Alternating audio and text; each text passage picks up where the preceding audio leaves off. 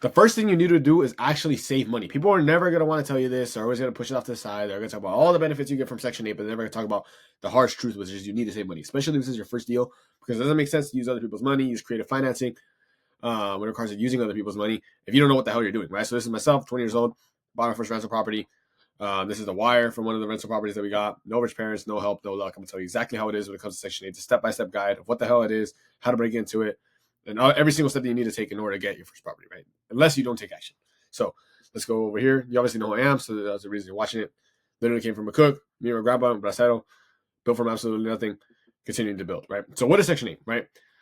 Section 8 is essentially just a government program that pays rent for tenants that cannot afford to pay it themselves. You get directly paid from the government simply because that person cannot afford it. So instead of you getting later missed rental payments, you get cash every single month on the first. It's something that you obviously know because you're clicking on this video, or if you don't, now you know that you are getting guaranteed rental payments and you're never going to get one that's late or you're going to get one that's missed. This allows you to collect higher cash because you're not relying on someone with a budget, right? In regards to the government, they have unlimited budget, right? Normally, they're going to try to negotiate with you. These are the 100% rents for every single category and neighborhood. This is a deal that is seller financing. Come out of pocket like $8,000 on the deal. But it's not always going to be like that. That's why I'm saying you need to save money, simply because if you do not save money, you're going to have to go and try to use OPM, aka other people's money. And if this is only your first deal, I would not recommend that, simply because you don't know what the hell you're doing. You know what you're doing. You are able to go and leverage this money simply because you have the skill set, you have the connections, and you have the time and energy, right? Or at least hopefully the energy to do it. But in regards to saving money, let me explain why. Property here is one that we bought. It was a $100,000 price point, but it came out of pocket with, I think it was like $27,000 because they were only willing to take 20% down, which was something that we had to do. You could buy something for $8,000. So the reason why I'm saving the same money is simply because of that. Now, you're probably wondering, okay, now I have a brief understanding of what Section 8 is. What are the numbers? So you could get $3,500 in gross rent just from this property. That's literally what we get. And then the net is like $2,000. But when it comes to actually finding a deal just like that one or this one, that is a whole different story. So let me go into that because that's probably what you're looking for. The thing you want to do is first check the market you want to build in, right? You obviously want to go acquire properties. What I do is in Cleveland, Ohio, right? That's where I'm focused in. You could go to some of the landlord-friendly state. The reason why is because you want the laws to be on your side. If you're someone that wants to become a landlord and you're trying to buy in California, Miami, New York, the laws are not on your side. They're against you. So if you want to kick someone out, it's going to take sometimes even a year. It will take definitely 30 days, most likely like 3 months, which you are still responsible for that mortgage payment, right? Because they don't care if you don't have a tenant there; they just want to get paid. Which I'm talking about the bank, right? So after you go over somewhere like St. Louis, Missouri, Alabama, Cleveland, Dayton, wherever it is, look at landlord-friendly states that have a goal, specific to your goals, whether it's cash flow. If you're watching this video, it's cash flow. If you're trying to get a mix of cash flow and appreciation, you can go somewhere like Columbus or Dayton. But since I'm trying to go pure cash flow, which is my goal, I go in Cleveland. So then after that, you're going to go to a website called InvestorLift. If you are trying to find something relatively more affordable in comparison to something that's on the market, you can go on somewhere like Zillow, and I will touch over that next. But what I normally do, this is what I'm doing right now, what I focus on alongside the connections I already have, is first thing you want to do is go on somewhere like InvestorLift. You can put a filter like this, your area, price point, $74,099. And then you want to just search through them. And you want to make sure that you are finding something that is relative to the budget that I just previously mentioned, the money that you saved. Just because a property says right here, $1390, does not mean it's already being rented out. So you want to find out if it's already being rented out. You want to see the state of it. Like right here, look, 10 to 11 care needed. Right, so you already see this property is going to need some sort of renovation. So you need to have the money saved alongside that because you have to pass Section 8 inspections. So this is, you find a profitable property just because, like I said, it says it's profitable and it's cheap. So I mean, you should get it. So this is an example of a deal that could make sense if you have the extra cash. But let me go over to something that makes a lot more sense. This deal right here, $90,000. Yes, it's going to be more expensive than $80,000. But right here, where's it at? It's essentially ready. It's already ready to go. And if you look at this and you go to the area code, it's literally just search up the area code, copy it, and search up FMR. Then you go to the county, which is going to be Cuyahoga after you look up what it is, right? Put this number, Control F. You find that this property, 3-bed, is $1,490, right? Where's it at? $1,490, $90,000. Payments are going to be like $600 a month in regards to expenses. Not continuing property management, $150, $149 property management. So then you're looking at around maybe $800 in expenses. So you're going to profit maybe like $600 on this property. So that is a lot more than another one. So this is considered a good deal. It's actually one of the deals that we sent to one of our done for you clients, right? So you want to also read this. If someone is going to give you this property, you want to make sure you actually buy it, because if you don't have the cash to buy it completely, then you may not be even able to buy it, simply because some properties or some agents or sellers just want cash, or they just want hard money loans. So sometimes it doesn't even make sense to even look at a property like this if it's cash only or hard money loans, because you're going as a rental, you're not going as a complete purchase to do a fix and flip. Go traditionally to somewhere like Zillow, put in houses or multifamily for this type of deal, right? For Section 8. Most people want to go to multifamilies because they can collect the most rent. The only thing you want to be careful for is that a lot of Section 8 tenants want to have their own property, right? If you try to go and market to someone that's going to live in a duplex, triplex, quadplex, whatever the hell it is, right? It's going to be a little bit hard to get tenants, simply because, like I said, they want the single family. So you go through here, you want to look through the houses, make sure that they have not only good price points and numbers, but also like the pictures to make sure they look bad. They don't look bad, right? So something you can do on your own time, but you want to make sure it's something that's like pretty turnkey. Actually, like this one looks pretty turnkey. It doesn't look like there's any renovations, and it might even have someone in it. But when you read this, look, this package is for 510,000. But like I said, this property is turnkey, ready to go. It might be able to see it sold separately, but that's essentially how you find profitable deals. You just go, and you could also use this calculator, which if you want it, you could literally just go and message me. Let me see, Excel. Hopefully it pulls up. I have this calculator right here where I go and I do the FMR, which is the one that I just showed you. I put in that rent, put it right here, copy this number, put it in here, and it will do all of the other calculations. Make sure you net, boom, then it'll show how much you're profitable. So that's how you find profitable properties. Now, what you need to figure out is how the hell you're going to negotiate them, right? So let's go back to this. Where's that property that I just had?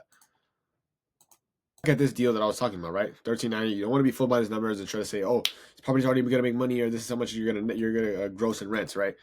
And then that's cheap. If it says right here, 1011 carat needed, right? This person is not against using purely hard money loans or cash buys, like someone's gonna buy the whole thing just in cash from no bank, right? I mean, no loans. So what you could do, right? This person's obviously opting to someone to be a solid rental property, is you could go and negotiate for whatever this repairs are. So you go, you contact Jerry, say, "Hey, look, my name's Xavier. I'm an investor in Cleveland. I'm looking to learn more about you say the property address, because I think it shows it. Yeah, it does show it right there. And then you will say what repairs would be needed, or what 1011 carat would be needed in order for this property to be ready to rent. Because he is saying potential. You always want to be scared of. You want to be careful with this word potential. They're always going to say, "Oh, this property has so much potential." I don't care about potential. I want this. I want it now, right? So negotiate this. You might be able to get this for 78, or you might be able to negotiate closing costs, would allow you to cover your agent's fee, or it would allow you to go and get some some deductibles from like the lender's fee, title, whatever the hell it is. Negotiate as hard as you can. When it comes to negotiations, let's go back to the slide. You want to stand on business when it comes to your negotiations, right? Let's go back to this. This is something that you have to go and get an agent for, but let's talk about agents right after this. When it comes to negotiations, you want to make sure that you stand on business with what the hell you're saying. And also, you want to be sure that you are having the right points of contact when it comes to the things that you say, because you can't take back anything that you said, right?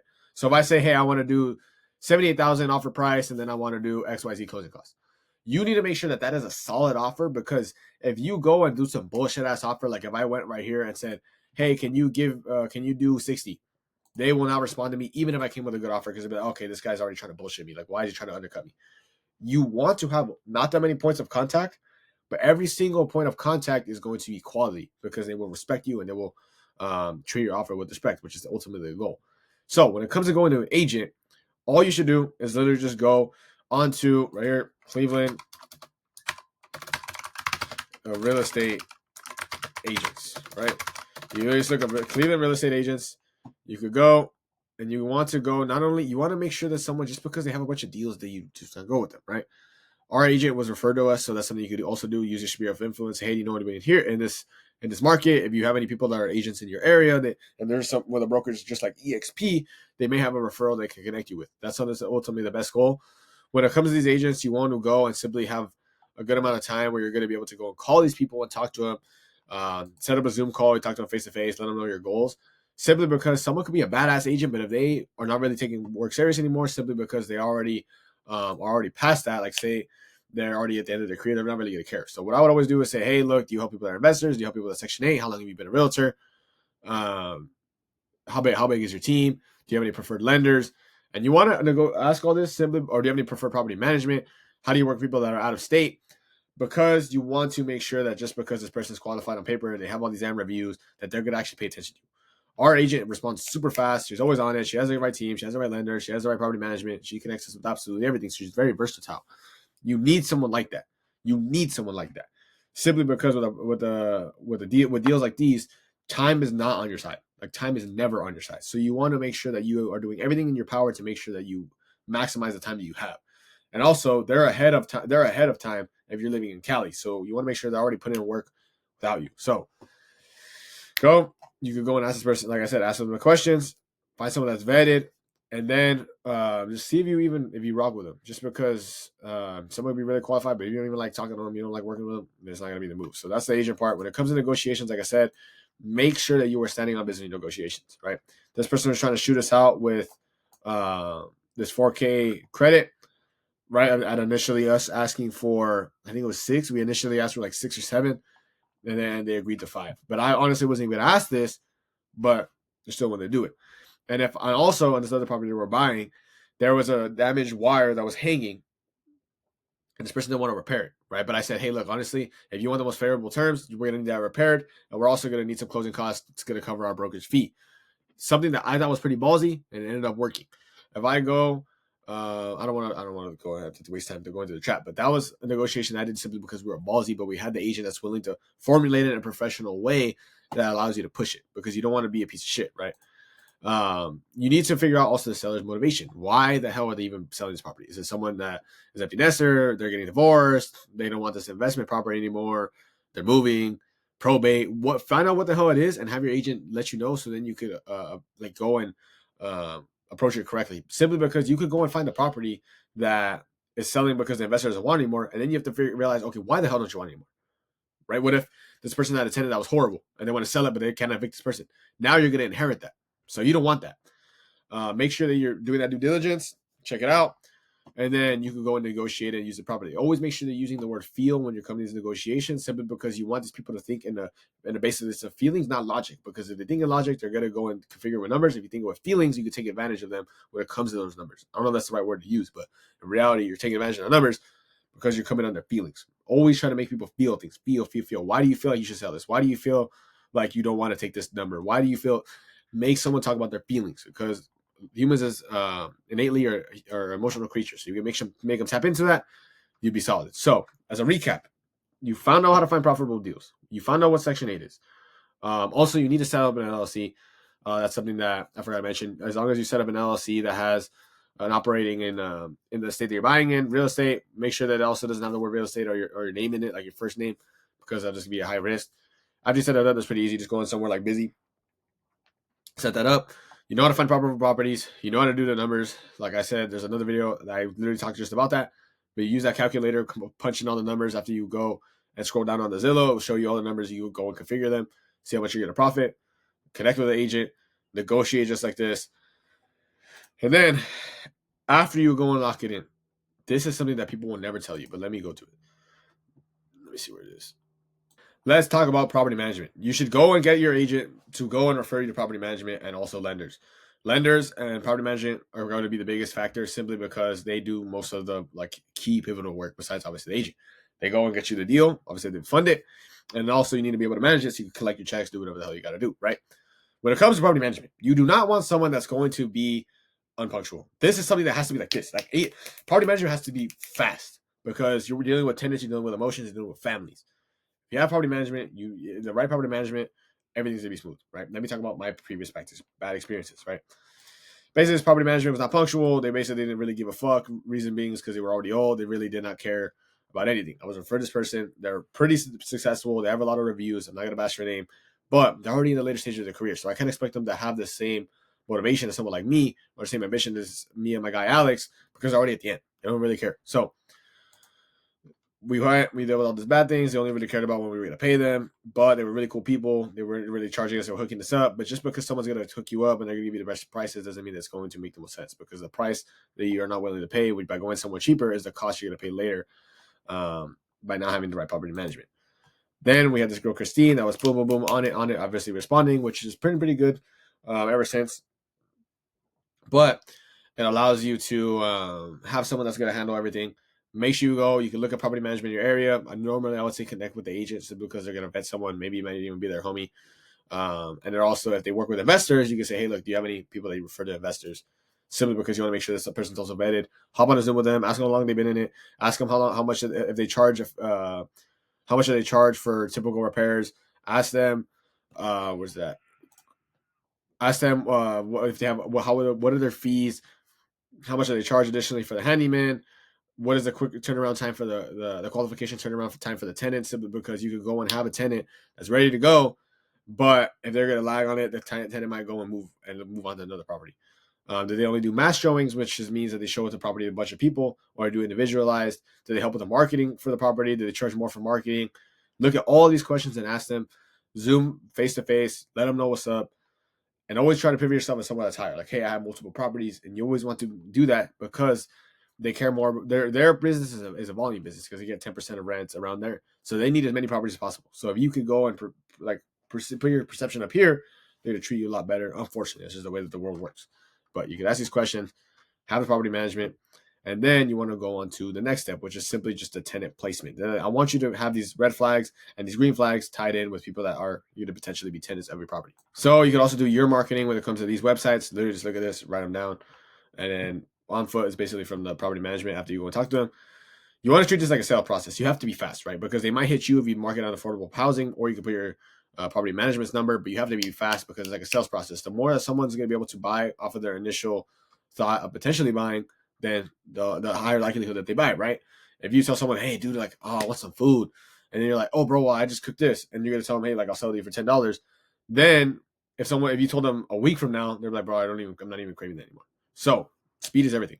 You got all these things right here. Be careful of marketing a property prior to closing, because if you do not have the cash set aside, like I said previously, you end up coming up short when it comes to cash to close, then you're basically marketing a property that you don't even have. But if you know you're set, you know you're going to close, it doesn't matter no matter what, because you have the cash, you can market a property ready to closing. As soon as it closes, boom, move the person in, right? Fast as possible. That's ultimately the ideal game. Sometimes it doesn't happen like that. But try to be personable, try to be relational with these tenants, because if they have a face attached to the property that they're going to be occupying, they will respect it a lot more. I'm 20 years old, so it's a little bit harder when it comes to people having the right perception around me. But when you present yourself right, you have the right communication skills, this person is not going to treat you like a piece of shit and not going to trash your property. That comes with the screening process that the property management takes care of, which I highly recommend to have property management. But like, talk on the phone with them. These are people that are going to live in your house for sometimes even 7 years or more. So when you're relational with them, you don't treat them like a number. They're not going to treat you like a number. Another property that they just got moved into, they're going to trash and they're going to get evicted from. Look at the property, find their timeline and try to push it. Like I said, you don't want overly desperate people, but you want to treat it like a sales process. If someone's overly desperate, they may not be the move because they might be getting evicted, or their lease is going to end and they won't renew it to the person simply because the landlord doesn't like them. So that tells you what you need to know. This is something that is often neglected. People just worry about the acquisition of the property, but you need to focus on property management. So you have your LLC set up, you have your realtor connection, you know how to negotiate, you know how to find a vetted property management by, like I said, just looking it up, getting connected with an agent, getting connected with a lender, joining a program where they go and put you in a position where you have connections that absolutely these people would literally be priceless, and then placing your tenant. When you get your tenant, they're going to be on a Section 8 voucher, right? You go in affordable housing.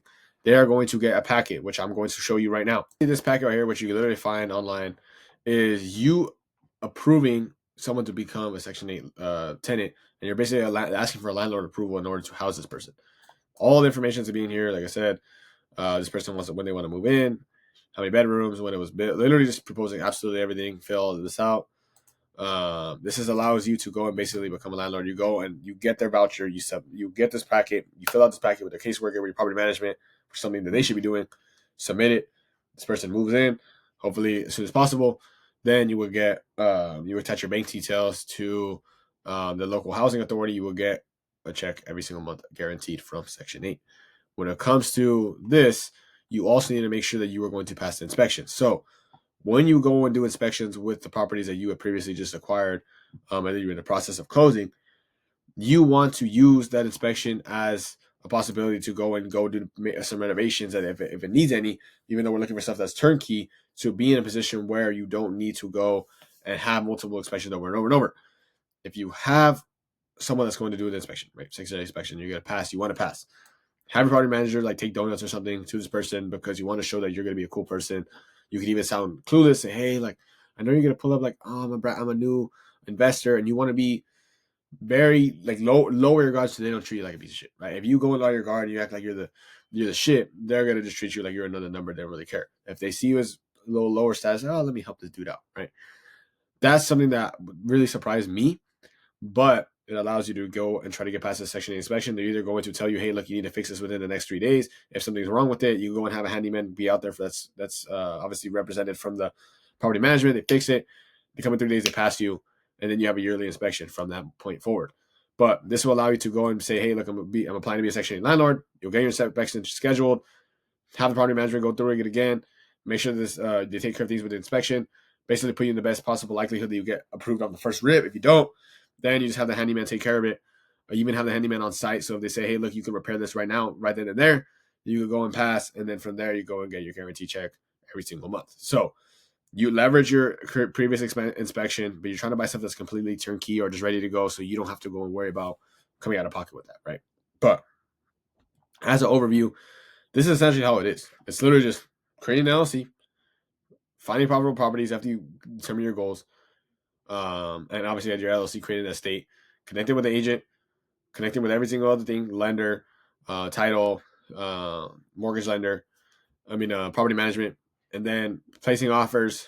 Like I said, you can go negotiate like those credits, or you can lower the price, stand on business with your negotiations, connect with your agent, vet them, vet everybody else, get the property under contract, do your inspections, leverage inspections so you could use it for the Section 8 inspection, close, have a tenant ready to go at closing, or you could wait and make sure if you have the cash on hand, like I said, after you save money, and then you can get a tenant and push in because you do have like a grace period when it comes to the first mortgage payment, and then pass your Section 8 inspection, place your tenant that you already screened that with either your listing and then sending them to the property management, screening them, place them, move them in, and you're going to collect guaranteed rent.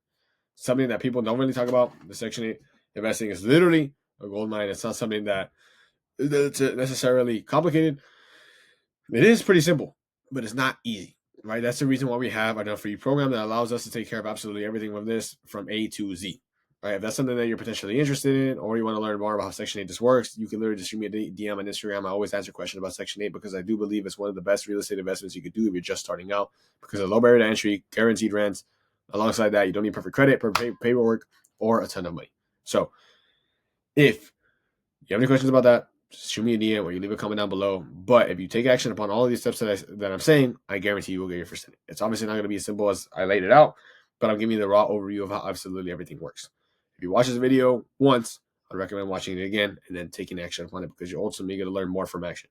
There's some things in this video that I listed there are also probably some things I missed in this video that I did not list, simply because it doesn't even come to mind, because it hasn't maybe happened to me, or I just can't even imagine it, right? It hasn't even been a thought. So knock that out, taking action upon this.